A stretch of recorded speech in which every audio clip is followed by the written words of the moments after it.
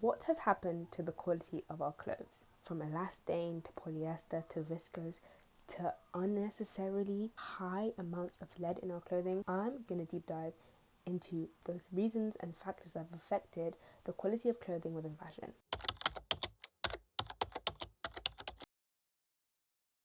In the 80s and 90s, typically there would be two main fashion collections dropped within the year, which would be in the fall and in the summer. With companies only having two fashion drops within the year, they would spend months on each of these drops to ensure that they would get sold. With only dropping two fashion collections within the year, companies had to be very precise, very calculated, and put a lot of effort into the pieces that they were making because they only had effectively two shots. Y'all only got two tries to get that ball in that hoop.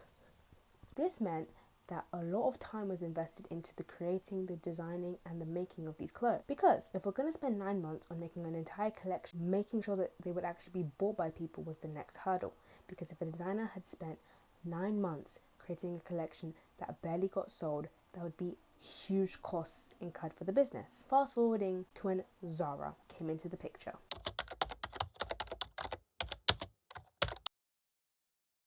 Zara decided that instead of going for the traditional maybe two collections and making high quality pieces, they would rather go for trends, being able to give people what was trending as soon as possible. With the trends previously cycling 9 months, the trends now cycling 15 days. The New York Times coined the term fast fashion in this 1989 article about the first US store of Zara.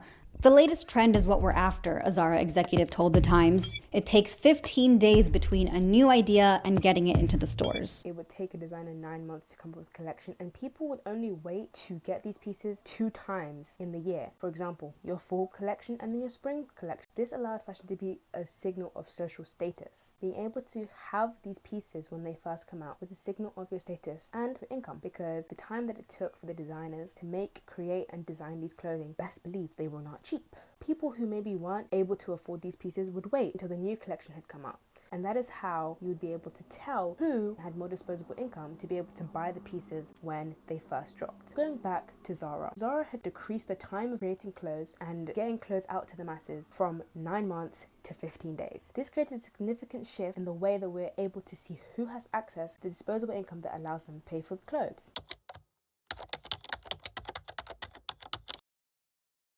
Because of the prestige of high fashion, quality was always a given. There was a key emphasis on quality. That is why the pieces were priced so high, as well as the fact that they had obviously spent 9 months creating these pieces, designing, and effectively bargaining on whether received well by the public. They also had to take care in the way that they made the clothing, in the way that they constructed the clothing together, as a way to justify the price point, other than maybe the said timing that it would take to create these pieces.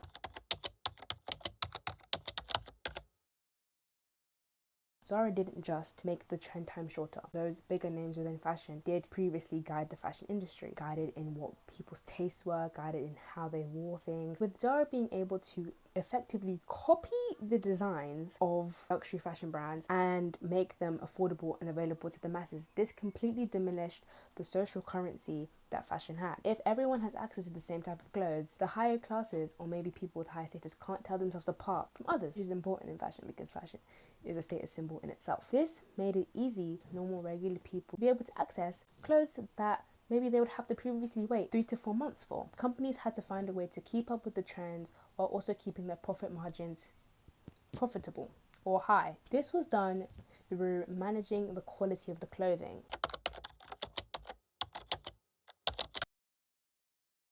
Following the 2008 financial crisis, many people had a lot less disposable income to use on clothes. However, they still wanted to stay on top of the trends and, of course, look good. Because he doesn't want to look good like, what? Me. Be poor and not look good? You crazy, man. You don't play around. Don't play around. Because if people don't have money to spend, and fashion isn't the most necessary thing to buy, what did the fashion industry do to help themselves to survive the 2008 financial crisis?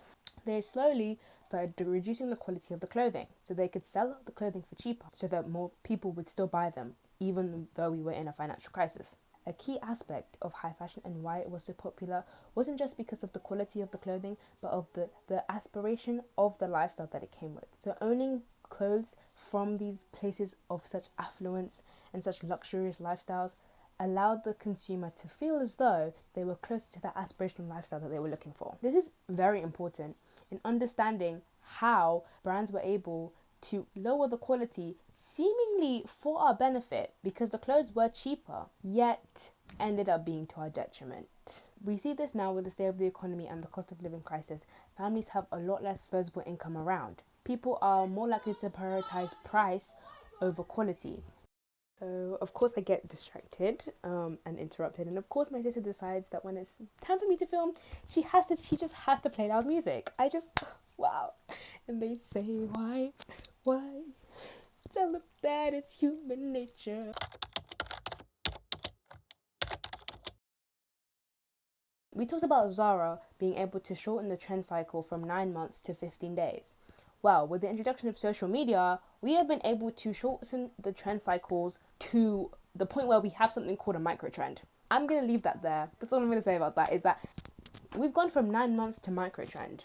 With the introduction of social media, being able to shorten trend cycles so much and increasing the access to different pieces at such a fast rate has continuously flattened the fashion hierarchy. Before, we were talking about a 9-month trend cycle where they would design, make, rework, go back and forth with the factories for 9 months, release the collection, and then have a couple more months till the next trend cycle, to now where a trend could probably last maybe a week or two.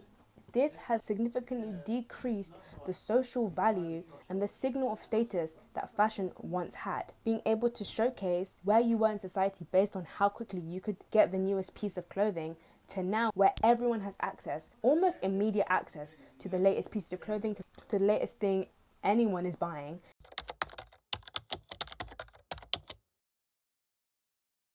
With a combination of rising living prices, as well as people having less disposable income, and the increased access of fashion products towards the masses instead of the hierarchy that it had followed previously, this has caused the focus to be more on price than on quality. Previously, when high fashion brands were the guidance and they were the trendsetters for fashion, quality was a big selling point.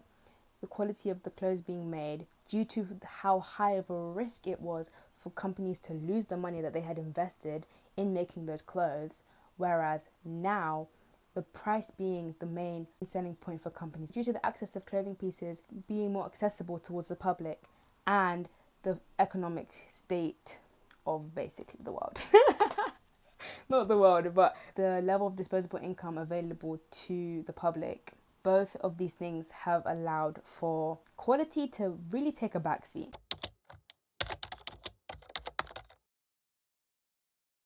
I really enjoy talking about this topic because it's so interesting to see how, the reason why it's so beloved is because of the aspirational lifestyle it sells, because it's been so exclusive.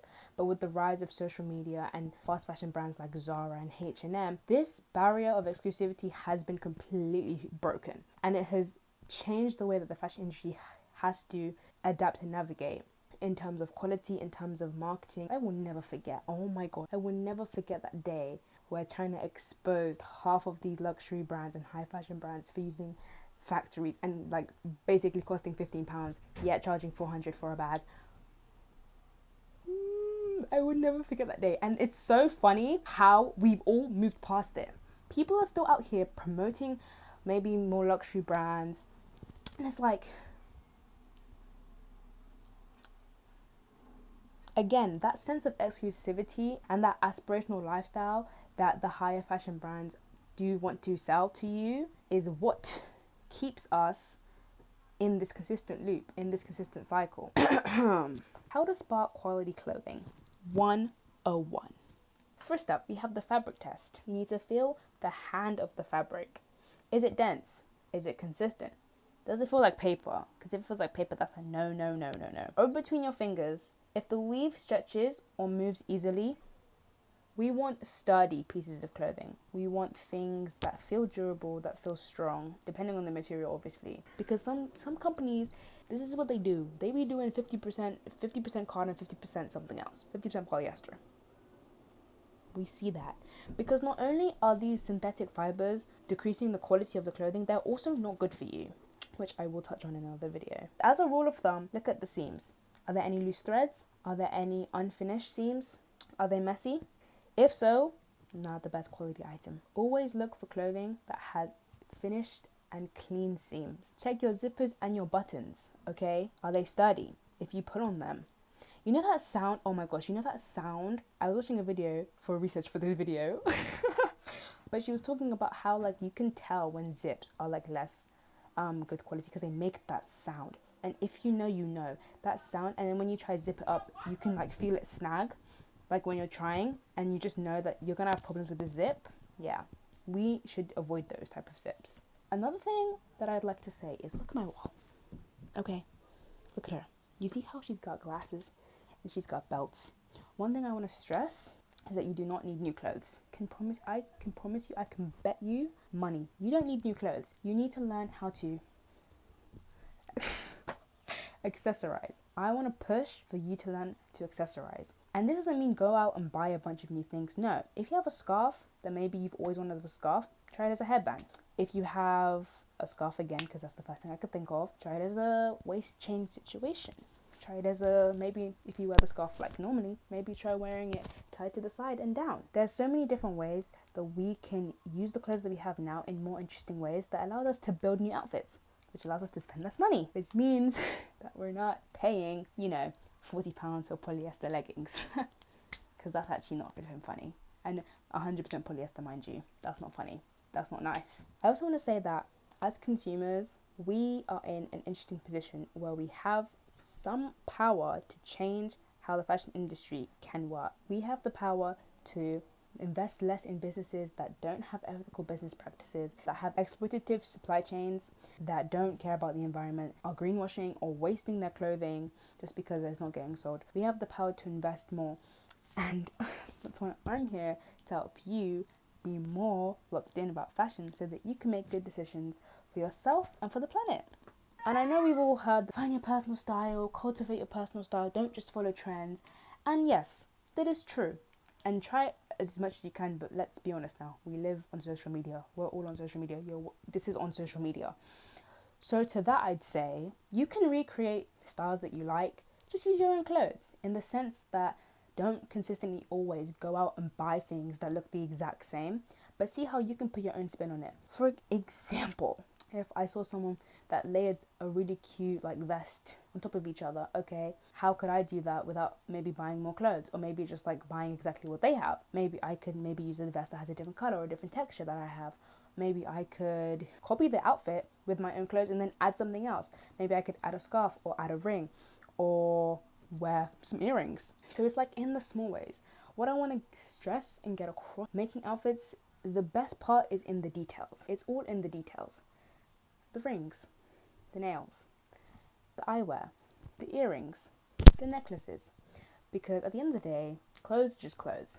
Like, clothes are going to look different on everyone. It's not the clothes that make the outfit. It's the accessories. Can you tell? Like, I'm just here to plug accessories right now. I'm just here to yap about accessories because I love them so much. I just love them. They add so much to outfits, and you can accessorize in so many different ways. Like, think of it as customizing your avatar, Honestly, to me, everything's an accessory. Your hair being dyed, your hairstyle is an accessory. Your makeup is an accessory. Everything is an accessory. And I think the more that we get to knowing that, the more fun our outfits are going to be, and the more fun we're going to have with fashion. That is going to be the end of this video. I hope that you enjoyed. Don't forget to like, comment, and subscribe. That's the first time I'm saying that out loud. Well, that feels weird. And please, if you have any thoughts, comments, and opinions down below, please, I want to chat with y'all. I want to talk to y'all. I want to see what's up. So let me know what you thought of this video, and I will see you in the next one. Bye.